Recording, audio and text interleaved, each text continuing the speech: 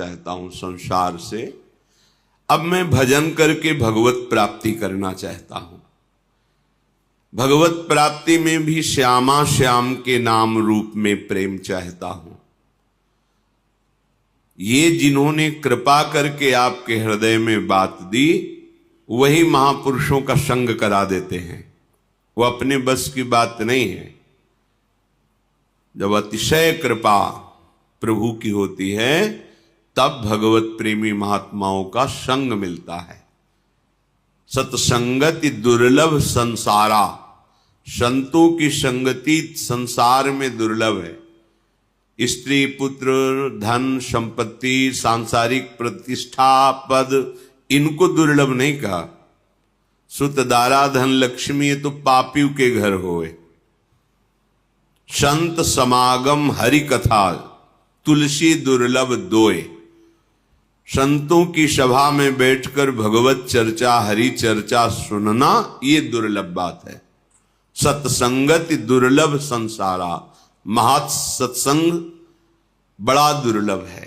जो प्रभु के चरणों के सिवा अन्य कोई चिंतन नहीं, अन्य कोई चाह नहीं, अन्य कोई वार्ता नहीं, अन्य कोई संबंध नहीं, उसे महत् पुरुष कहते हैं। एकाकार वृत्ति अपने इष्ट में, सा महात्मा सुदुर्लभा।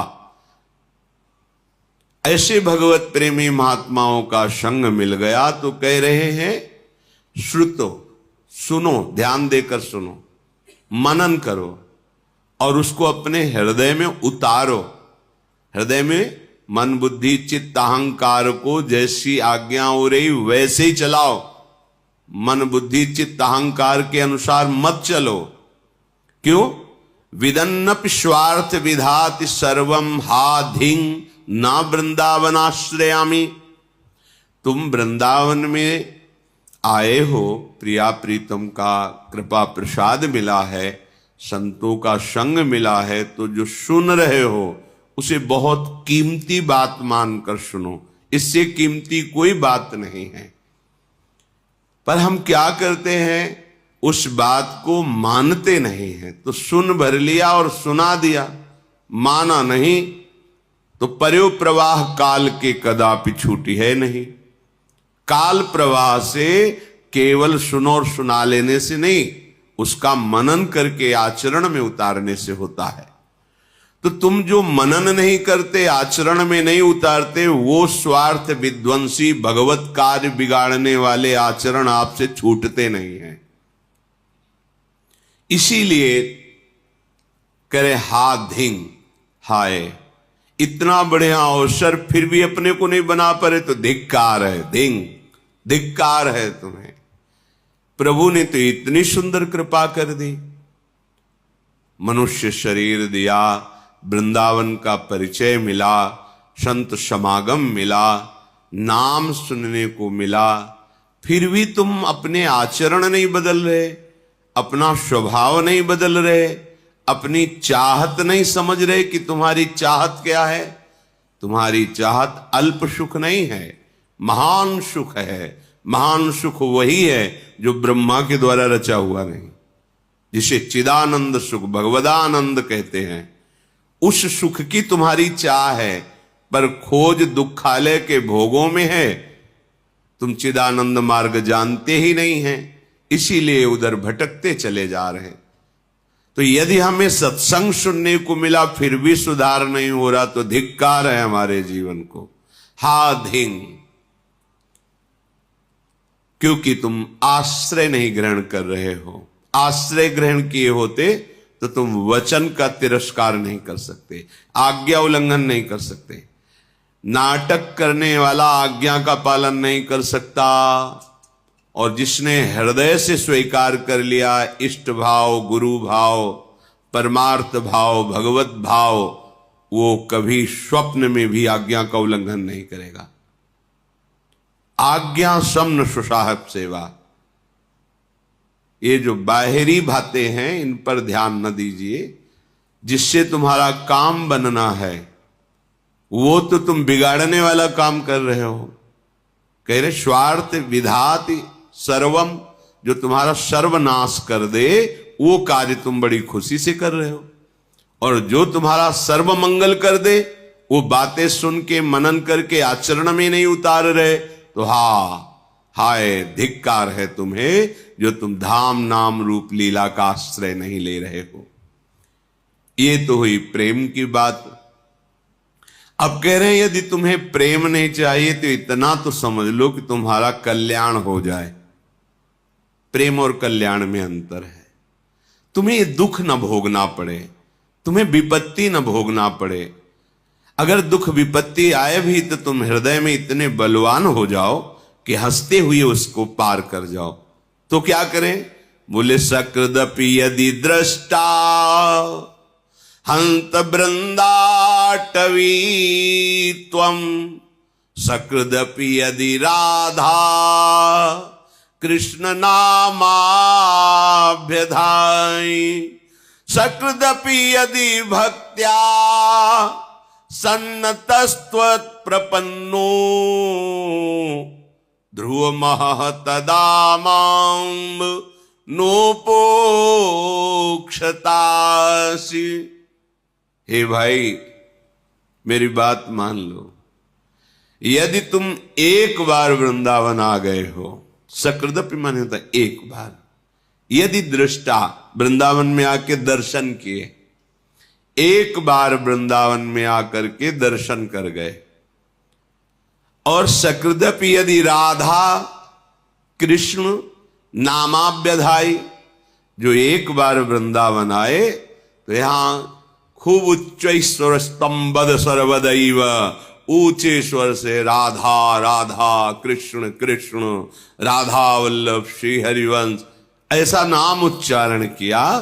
सकृदपि यदि भक्त्या सन्नतस्त्वत् प्रपन्नो, यदि एक बार किसी भगवत प्रेमी महात्मा को प्रणाम कर लिया है, सन्नतस नमन कर लिया है, तो ध्रुवमः, ध्रुव माने तो परम सत्य, परम सत्य, आहा अब तेरी उपेक्षा नहीं होगी, अब निश्चित तेरा कल्याण हो जाएगा। देखो ये जौहरी हैं वृंदावन के, ये जानते हैं कीमत, अपने लोग नहीं जानते, इन पर विश्वास कर लें। तो इसका क्या मतलब कि एक बार वृंदावन आ जाए, एक बार राधा कृष्ण बोल दे, एक बार भक्त को प्रणाम कर दे तो उसका कल्याण हो जाएगा, सीधा अर्थ ये। और भाव ये है आंतरिक कि यदि एक बार वृंदावन आए, एक बार संत समागम किया, एक बार राधा कृष्ण बोला, तो अब तुम्हारा हृदय दुराचार की तरफ नहीं जाना चाहिए। अगर हृदय में चिंतन दुराचार का हो जाए तो अब वो क्रियाएं नहीं होनी चाहिए जो तुम्हारी हुई, क्योंकि एक बार तुम धाम का संग पा गए, संत संग पा गए, नाम उच्चारण कर लिया, अब तुम्हारा परम मंगल निश्चित है, तो तुम अपने आचरणों को सुधारो। अगर ये बात हम आंतरिक नहीं समझेंगे तो फिर नामापराध लागू हो जाता है कि आप नाम के बल पर पाप कर रहे हैं, धाम के बल पर पाप कर रहे हैं, संत समागम के बल पर पाप कर रहे हैं, और जबकि पाप निवृत्ति के लिए औषधियां हैं, औषधि पावे रोग बढ़े, तो ये ठीक बात नहीं। हमें एक बार संत समागम मिला, अब हमारा सुधार प्रारंभ हो जाए। और अंतिम कि अगर तुम मूर्खता भी करोगे, उद्दंडता करोगे, तो अगर ऐसा हो गया है तो तुम्हारी उपेक्षा नहीं होगी, तुम्हारा हिसाब बहुत मंगलमय होगा। तो जब इतनी कीमती चीज है तो मैं एक बार क्यों करें? हम तो बहुत बार नाम जप करेंगे, बहुत बार वृंदावन आएंगे, बहुत बार सत्संग सुनेंगे, अपना जीवन धन्य कर लेंगे। हमारे पास राधा नाम धन है, कृष्ण नाम धन है, भगवान नाम धन है। समझो इस बात को। जिस धाम में आप मनुष्य रूप से आए हैं, उस धाम में जो महिमा गान करने वाले, महिमा जानने वाले महापुरुष हैं, वो कह रहे हैं वृंदारण्ये वरम श्याम क्रमिरपि परतो नोचिदानंद देहो रंकोऽपि श्याम तुल्यः परमहीन परत्राद्भुतानंत भूति शून्योऽपि श्यामि श्री हरि भजन लवेनाति तुच्छार्थ मात्रे लुब्धो नान्यत्र गोपी जन रमण पदाम्भोज दीक्षा सुखेपि। आहा, हे वृंदावन धाम, मुझे अपने नाली का कीड़ा बना लेना, पर मुझे बाहर चिदानंद धाम में शरीर भी नहीं चाहिए। चिदानंद में बाहर शरीर नहीं चाहिए। धाम में कीड़ा बना देना। वृंदारण्य वरम श्याम क्रमिरपि परतो न चिदानंद देहो। परतो बाहर मुझे नहीं। रे मन वृंदा विपिन निहार, विपिन राज सीमा के बाहर हरिहूं को न निहार। रे मन वृंदा विपिन निहार, यद्यपि मिले कोटि चिंतामणि तौ न हाथ पसार। जय श्री भट्ट धूली धूसर तन, यह आशा उर्धार। धूली धूसर तन, यह आशा उर्धार। रे मन वृंदा विपिन निहार। ऐ मन, तू केवल वृंदावन को देख। यदि वृंदावन के बाहर हरि भी खड़े हो तो आंख उठा के मत देख। बड़ा रहस्य है। अत्यंत प्रेम वपु श्री लालजू महाराज राधा आराधन तत्पर, ये केवल वृंदावन में ही देखने को मिलेंगे। बाहर वैभव संपन्न भगवान श्री हरि है और यहां रसघन मोहन मूर्ति में महाप्रेम स्वरूप श्री लालजू का जो वृंदावन में स्वरूप विराजमान है, जो प्रियाजू लालजू गलवहियां दे करके नवीन नवीन कुंजों में नवरस केली करते हुए विहरण कर रहे हैं।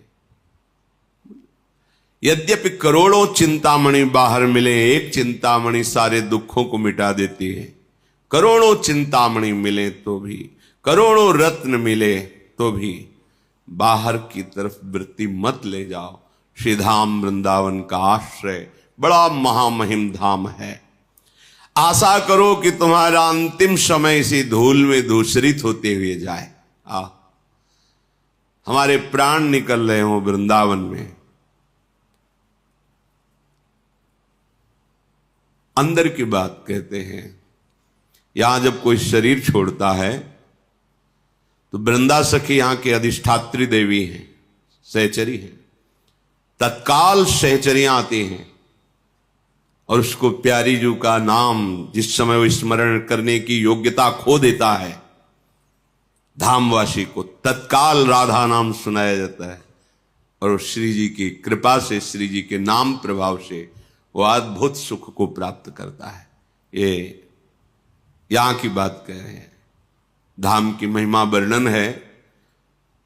ये मनगढ़ंत नहीं है।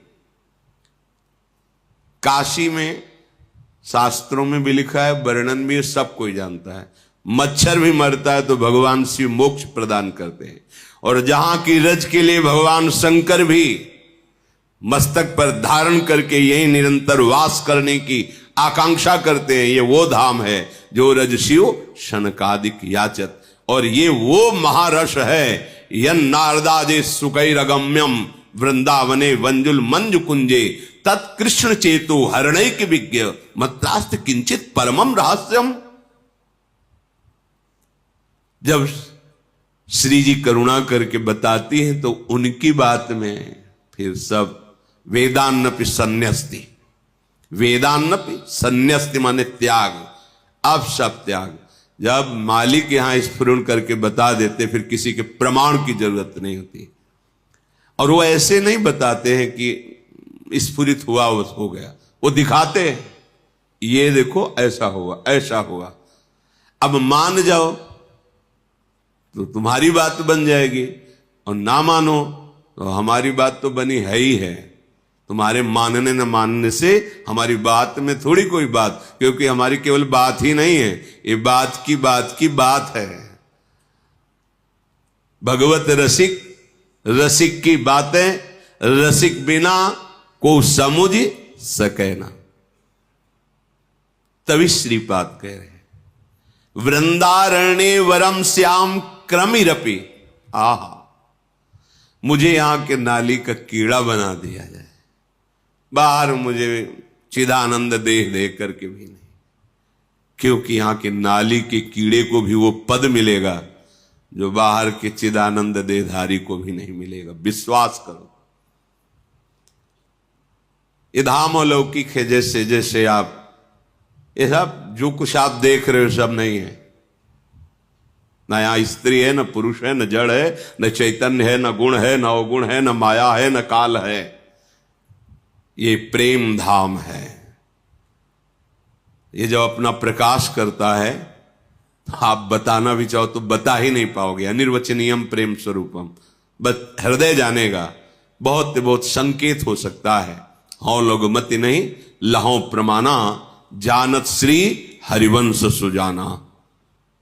ये केवल प्रिया प्रीतम की सखियां यही जान, वही कुछ वर्णन करते हैं तो अपने को भाव द्वारा ग्रहण करने का रास्ता मिल जाता है। नहीं तो अलौकिक, अचिंत्य, अचिंत्य तुम्हारे चिंतन में भी आने वाला। प्यारोडुम क्षमते न यच्छु सुखादि नाम तु ध्यानगम, महारस कह रहे यहां के नाली का कीड़ा बना दीजिए।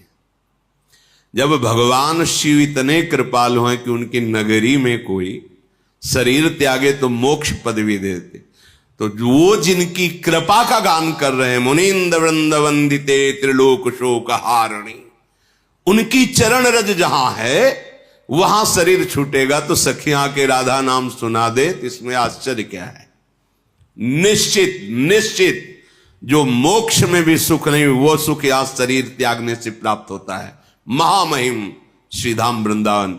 श्रीपाद प्रबोधानंद जी ब्रह्म प्राप्त महापुरुष, भगवत प्रेम का जब रसास्वादन हुआ धाम की कृपा से, तो क्या याचना कर रहे हैं कि अगर मुझे अगला जन्म मिले तो मुझे भले वृंदावन का नाली का कीड़ा बना देना, पर अन्य कहीं किसी लोकांतर में देह चिदानंद देकर मत भेजना। मुझे यही वृंदावन का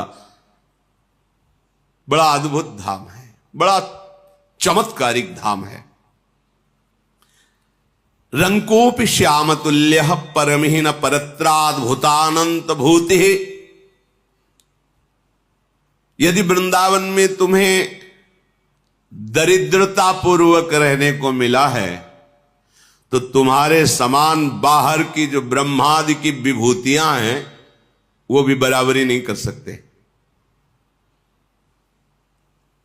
यहां की एक छोटी सी झोपड़ी और आप वास करके श्यामा श्याम का आराधन उपासन कर रहे हैं, ये ब्रह्मलोकवासियों को भी सौभाग्य नहीं प्राप्त है जो आपको प्राप्त है। न परत्राद्भुतानंत भूति ही, बाहर चाहे जैसी विभूति ऐश्वर्य वैभव, यहां भले दरिद्रता से वास कर रहे हैं